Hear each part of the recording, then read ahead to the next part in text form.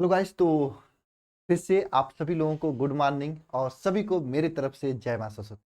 तो आज हम फिर से आप सभी लोगों के लिए लेकर हाजिर हो चुके हैं महत्वपूर्ण प्रश्न की एक प्रैक्टिस क्लास। गाइस, आज के इस क्लास में हम लोग कक्षा 12 के रसायन विज्ञान के महत्वपूर्ण प्रश्न डिस्कस करेंगे, जो आप सभी लोगों को तैयार कर लेना चाहिए, जो आप सभी के बोर्ड एग्जाम को लेकर इंपॉर्टेंट। देखो, इस क्लास का मेन उद्देश्य यह है कि जो चीजें आप आगे आगे पढ़ते जा रहे हो, पीछे की चीजें भूले नहीं। मैं ये चीज देखा हूं, लास्ट टाइम में आके बहुत सारे बच्चों का नंबर थोड़ा कम हो जाता है। इसका ये मतलब नहीं कि वो पढ़ाई नहीं करते, बहुत मेहनत करते हैं शुरुआत से, लेकिन अंतिम समय में टाइम मैनेजमेंट नहीं कर पाते हैं और चीजें जो स्टार्टिंग का पढ़ा होता है वो लास्ट तक जाते हैं, जैसे भूल जाता है और उसके बाद नई नई चीजें लगती हैं और उसे रिवाइज अच्छे से नहीं कर पाते, जिसकी वजह से उनका परसेंटेज खराब हो जाता है। ये गलती, ये समस्या बड़े भाई होने के नाते मैं आप सभी लोगों से कहना चाहता हूं, पढ़ाई कहीं से भी कर रहे हो लेकिन हाँ, रिवीजन पे फोकस करो। और ये क्लास आप सभी लोगों के लिए इसलिए है कि आपको क्वेश्चन के फॉर्म में जो भी इंपॉर्टेंट क्वेश्चन वो तैयार करा दें, रिवाइज करा दें। मेन उद्देश्य इस क्लास का यही है। ठीक है, तो चलिए आज की क्लास हम लोग शुरुआत करते हैं। और मैं आप सभी लोगों को बता दूं, अगर आप मेरे साथ लाइव जुड़ के पढ़ना चाहते हो, देखो मैं आपको डेली क्लास में इसलिए बताता हूं, मुझे लगता है कि आप लोगों को थोड़ी भी प्रॉब्लम नहीं होनी चाहिए, क्योंकि बहुत सारे बच्चे ऐसे हैं जो कि नए जुड़ते हैं, उनको पता नहीं होता, लेट होने के बाद या कहीं फंस जाते हैं एडमिशन लेके, वहां पे चीजें यूट्यूब पे पढ़ा के वही वीडियो दे दी जाती है ना, या फिर ठीक से नहीं पढ़ाई जाती है, तो उनको परेशानी होती है।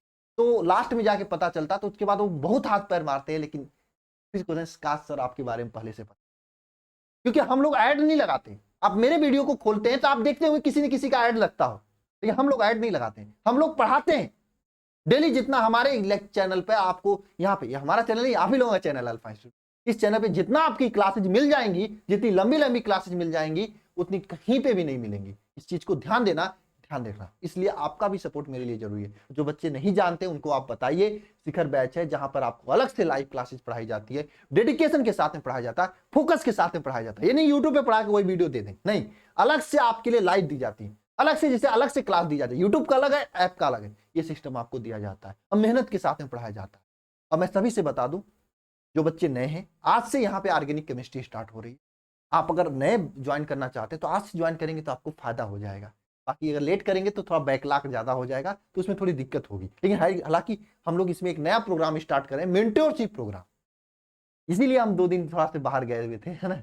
इस प्रोग्राम के थ्रू आपको प्रॉपर मेंटरशिप दिया जाएगा, आपको डेली टारगेट दिया जाएगा, भाई इतना पढ़ना है आपको। अगर आप लेट भी ज्वाइन करें तो आपकी अच्छी तैयारी हो जाएगी, पकड़ अच्छी हो जाएगी, कवर अच्छा हो जाएगा। ये कहीं पे नहीं मिलने वाला है। इस चीज पे हम, हालांकि मेरा देखकर आप काफी लोग करेंगे, ये मैं जानता हूं, क्योंकि हमने वन साथ दिया, सब लोग दे रहे हैं, ठीक है, ये बात होती है ना। लेकिन फिर ये चीजें आपको देखने को मिलेगी। ठीक है, तो जो भी बच्चे नए हैं मैं सभी को बता देना चाहता हूं, आप लोग भी सपोर्ट करो, अपने गांव के बच्चों को बताओ, क्योंकि मेन चीज ये होती है ना कि पता नहीं चलता, इसके वजह से काफी लोग ज्यादा ज्यादा 5,000 8,000 फीस देके फंस जाते हैं, चीजें मिलती नहीं उस हिसाब से जैसे चाहिए होता है ना। परसेंटेज क्या है ना, ठीक है, मेहनत करोगे तो आएगा ही। ठीक है, तो देखो इसमें क्या क्या मिलता है आपको, डेली लाइव क्लासेस होती है, लाइव डाउट क्लास होता है, और कोई चीज नहीं समझा लाइव डाउट क्लास में पूछ सकते हो। इसके साथ साथ में ऑनलाइन टेस्ट सैटरडे के दिन होता है, ताकि आपकी तैयारी बेस्ट हो सके। स्टडी मटेरियल आपको दिया जाता है। स्टडी मटेरियल, कुछ बच्चे क्या होते हैं, मतलब एप्लीकेशन के ऊपर स्टडी मटेरियल खोजते हैं, नहीं, आपके पेड कोर्स में ही आपके यहाँ एप्लीकेशन स्टडी मटेरियल में दे देता हूँ, ताकि आपको बाहर अंदर बाहर नहीं करना हो, एकदम पढ़ना हो। यूट्यूब से ऐप पे आ रहे हो ताकि चीजें आपको डेडिकेटेड हो ना, तो डेडिकेशन आपको दिया जाता है। ठीक है, स्टडी मटेरियल में आपको क्या मिलता है, बुकलेट। बुक लेने की जरूरत नहीं है, हर एक चैप्टर का एक आसान भाषा में आपको बेहतरीन से बेहतरीन बुकलेट दिया जाता है। और इस बुकलेट तो आप सही देख लीजिएगा, बहुत बेहतरीन लैंग्वेज में बहुत अच्छे तरीके से आपको लिख के दिया जाता है। तो complete syllabus theory plus important question के साथ में कवर कराया जा रहा है। मॉडल पेपर, गेस्ट पेपर भी इसमें आपको एग्जाम टाइम में दिया जाएगा। शून्य से शिखर तक की पूरी तैयारी कराई जा रही है। अल्फा इंस्टीट्यूट प्रो एप्लीकेशन पे जाके आप ज्वाइन कर सकते हैं, या फिर ये नंबर है, एक बार कॉल कर लीजिएगा, पूरी जानकारी हो जाएगी। 930 577 1375। मैं सभी बच्चों से कहना चाहता हूँ, जो बच्चे गाँव से, एक बार एप्लीकेशन को डाउनलोड करें, जाके वहां पे जरूर देखें, क्योंकि वहां पे डेमो क्लासेस भी है। देखिए चीजें समझ में आएगी, डेमो पीडीएफ भी है, हर चीज समझ में, बेहतरीन तरीके से समझ में आएगी, है ना। और हाँ, मेहनत करना हो तो ज्वाइन करें, क्योंकि यहाँ पे 8 घंटे सामान्य होता है, कभी कभी सनक के 2-2 घंटे 2.5 घंटे तक पढ़ाया जाता है, 3-3 घंटे तक पढ़ाया जाता है। तो ये चीजें आपको अंदर होनी चाहिए। 10 बजे तक, 11 बजे तक मेहनत कराया जाता है। मेहनत करना तो आ जाइए, आप सभी लोगों का स्वागत है, आप शिखर बैच का हिस्सा बनिए, मेहनत से तैयारी की शुरुआत कीजिए। ठीक है, तो चलिए आज के प्रश्न पे चलते हैं, इंपॉर्टेंट क्वेश्चन की ओर चलते हैं हम लोग। पहला प्रश्न है आप सभी लोगों के लिए कि विशिष्ट चालकता से आप क्या समझते हैं, विशिष्ट चालकता क्या होता है। ध्यान देना, देखो एक होता है विशिष्ट प्रतिरोध। क्या होता है? विशिष्ट प्रतिरोध। एक होता है विशिष्ट प्रतिरोध जिसे हम लोग रो से प्रदर्शित करते हैं। विशिष्ट प्रतिरोध ये व्युत्क्रम, यानी इसको उल्टा लटका दें, पैर से उल्टा कर दें। विशिष्ट प्रतिरोध के व्युत्क्रम व्युत्क्रम व्युत्क्रम को क्या कहते हैं? विशिष्ट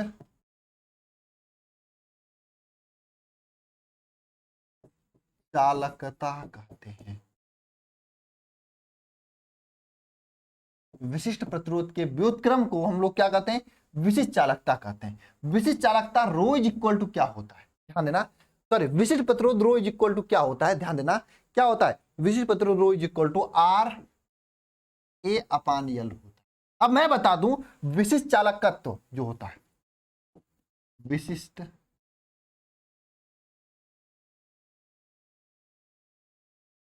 चालकत्व, इसको जो हम लोग ना कप्पा के से प्रदर्शित करते हैं। तो के से क्या करते हैं? प्रदर्शित करते हैं। विशिष्ट चालकत्व कप्पा के इज इक्वल टू होता है फॉर्मूला क्या? 1/रो। अगर 1/रो करोगे तो यहां से रो का वैल्यू रखोगे तो क्या हो जाएगा? 1/RA/L। इसको आगे सॉल्व करोगे तो क्या हो जाएगा? 1/RL/A। ये आपका फार्मूला बनता है विशिष्ट चालकत्व का। सर जी पूछा जाता है, बिल्कुल पूछा जाता है, अपना पेपर उठा के देख लेना है, ठीक है ना? आसान है ना? चलो अगला क्वेश्चन की ओर चलते हैं। अगला क्वेश्चन क्या है? अगला क्वेश्चन यह है, निम्नलिखित अपक्रिया संभव है या नहीं, ये बताना आपको। बताओ, ये अपक्रिया संभव है या नहीं ना? ये बताओ, अपक्रिया संभव है कि नहीं, बताओ, है ना? देखो, यह अपक्रिया आपका संभव नहीं है। अपक्रिया क्या?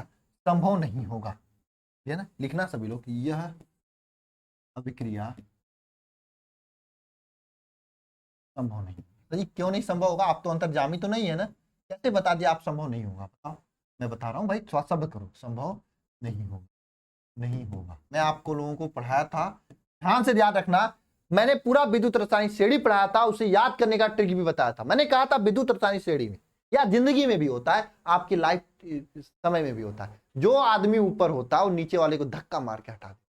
अगर आप 2 घंटे पढ़ रहे हो, आपका पड़ोसी 5 घंटे पढ़ रहा है, तो 5 घंटे वाला 2 घंटे को थप्पड़ मार के बढ़ा देगा और रैंक उसका आएगा नहीं। वही बात होती है। यही तरह से यहाँ पे भी होता है। विद्युत रासायनिक श्रेणी में जो तत्व ऊपर होता है, उन नीचे वाले तत्वों को चल भाई निकल, है ना, पहली नजर में, है ना, निकल पहली फुर्सत में, चल बे निकल पहली फुर्सत में, ये हो जाता है। तो देखो यहाँ पे क्या होता है, ये एजी जो होता है ना, ये एजी जो है ये जिंक के नीचे स्थित है ना, जिंक के नीचे स्थित है, इसलिए एजी जो है जिंक को भगा नहीं पाता, हटा नहीं पाता है, इसलिए यह अपक्रिया संभव नहीं होगा। अगर यही एजी जो है जिंक के ऊपर होता विद्युत रासायनिक श्रेणी में, तो इसको निकाल लेता, अपक्रिया संभव होता। ठीक है, बात समझ में आई सभी को? बताओ, बात समझ में आई, है ना? ठीक है, तो इस बात को लिख भी सकते हो कि विद्युत रासायनिक श्रेणी में, विद्युत रासायनिक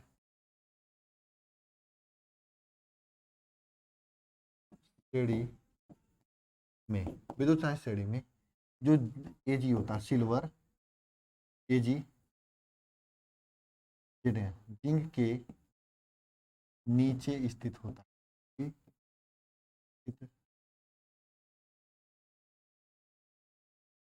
जिंक के नीचे स्थित होता है। जो सिल्वर होता है एजी, ये जिंक क्या नीचे स्थित होता है। जिंक के नीचे स्थित होने का मतलब क्या?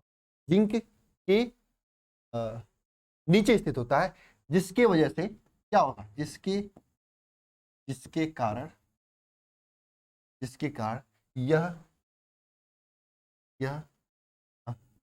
जिंक को विस्थापित नहीं कर पाता, विस्थापित नहीं कर, इसके कारण यह जिंक को विस्थापित नहीं कर पाता है। ठीक है, नेक्स्ट क्वेश्चन चलते हैं हम लोग। बताओ भाई, समझ में आया सभी को, है ना? ये वही ऊपर नीचे वाली कहानी है। अगला क्वेश्चन देखो आपके सामने क्या है, इलेक्ट्रोड विभव किसे कहते हैं? बताओ।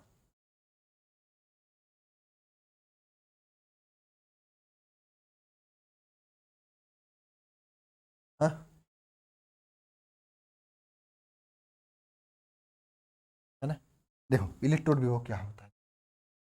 देखो एक यह विलयन है, ये क्या है विलयन, इसमें कुछ भरा हुआ है। क्या भरा है सर, मुझे भी नहीं पता, कुछ है भरा।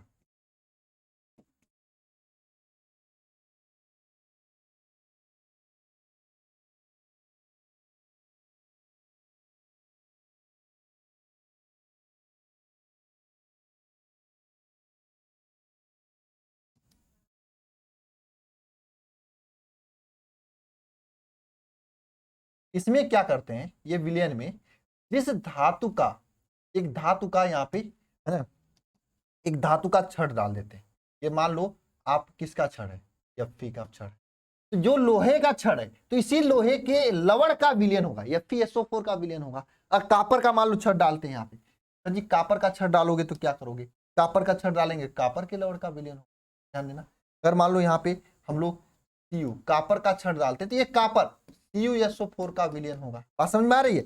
जिस भी धातु का हम लोग छड़ डालते हैं ये किसका विलयन होगा, CuSO4 का विलयन होगा। जिस भी धातु का हम लोग छड़ डालते हैं, जिस भी धातु का हम लोग छड़ डालते हैं उसी धातु के लवण के विलयन में, अगर देखो ये उसी धातु के लवण का विलयन इसमें रखते हैं, तो इसमें होता क्या, इस धातु के छड़ पर कुछ विभव उत्पन्न हो जाता है। जिस विभव को हम लोग क्या कहते हैं, इलेक्ट्रोड विभव कहते हैं, है ना। जिस विभव को क्या कहते हैं, इलेक्ट्रोड विभव कहते हैं। इसकी परिभाषा को लिखते हैं, जब किसी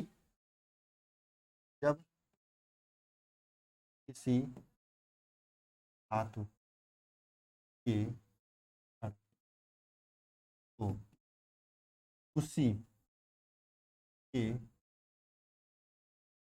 लवण के विलयन में डुबोया जाता, उसी के लवण के विलयन में डुबोया जाता है, तो धातु के छड़ पर विभव उत्पन्न हो जाता है। इसे क्या कहते हैं, इसे इलेक्ट्रोड विभव कहते हैं, विभव कहते हैं।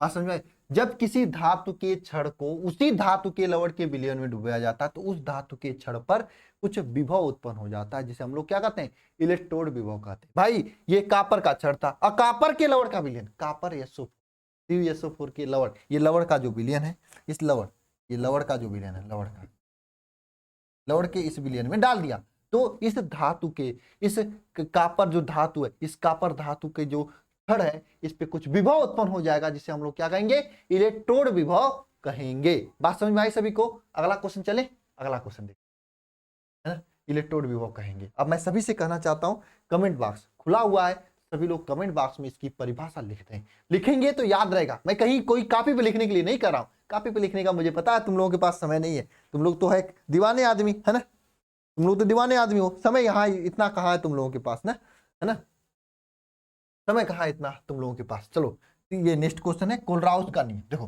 कोलराउस का नियम क्या होता है, अनंत अंतता पर किसी विद्युत अपघट की तुल्यांकी चालकता हो या मोलर चालकता, उसके आयनों के तुल्यांकी चालकताओं तथा मोलर चालकताओं के योग के बराबर होता है ना।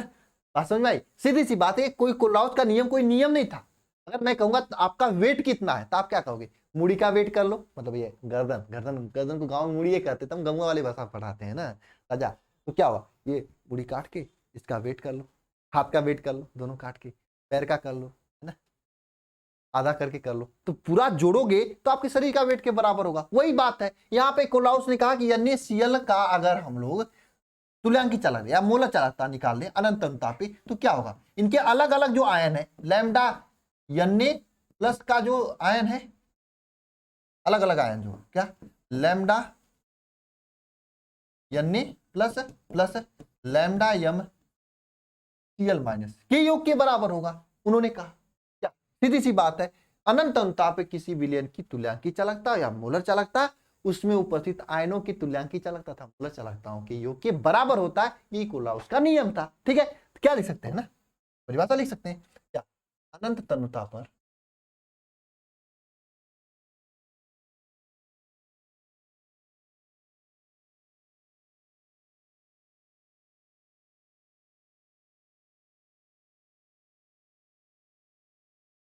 अनंत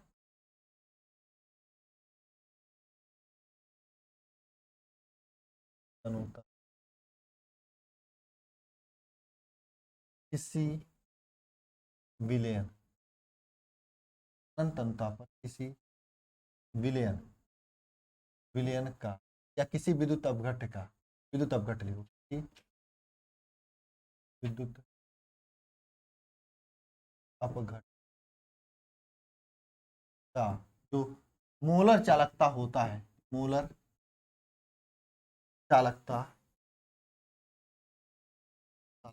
मोलर चालकता जो होता है वो किसके बराबर होता है? मोलर चालकता विद्युत अपघट्य में मोलर चालकता क्या होता है? विद्युत अपघट्य में उपस्थित आयनों के मोलर चालकताओं के योग के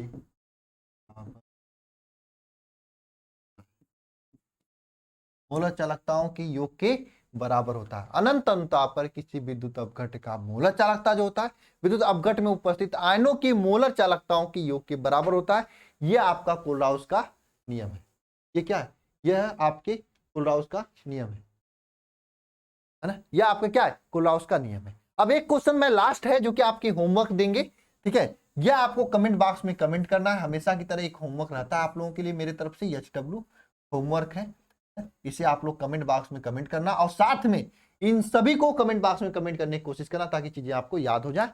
अब हम लोग मिलते हैं नेक्स्ट क्लास में। सभी को जय मां सरस्वती।